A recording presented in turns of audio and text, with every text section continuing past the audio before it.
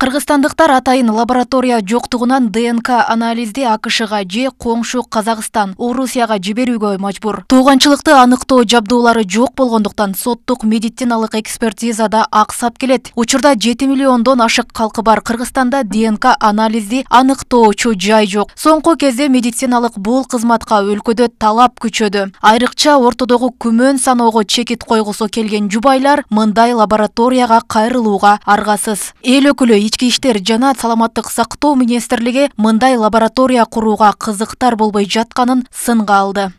Вообще изнасилование – это тяжкое преступление, обвинение по нем требует прочной доказательной базы.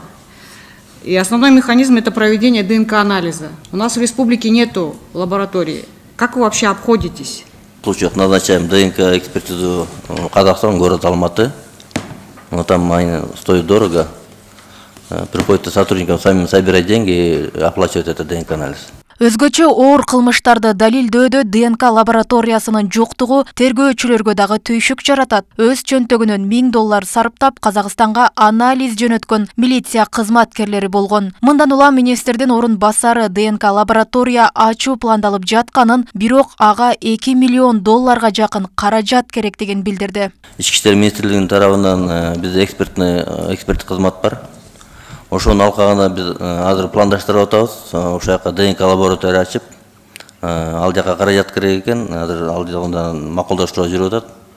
Кудай буйруса эмне жылга может алып калабызбы пландар боюнча да ДНК лаборатория.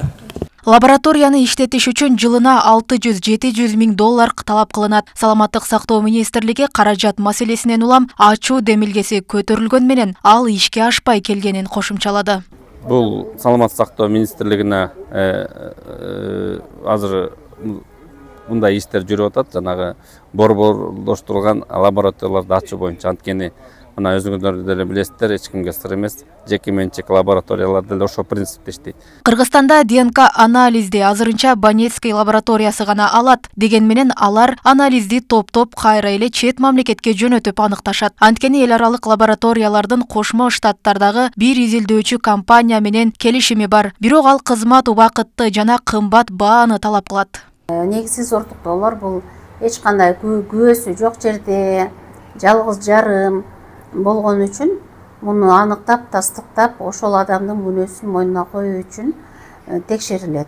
Биздин ошо каржылоо министрлери менен сүйлөшүп, канчалык деңгээлде болот, бул үчүн статистиканы чыгарыш керек. Кыргызстанда канчасы бир жылда канча адам ушул анализге муктаж болуп жатат.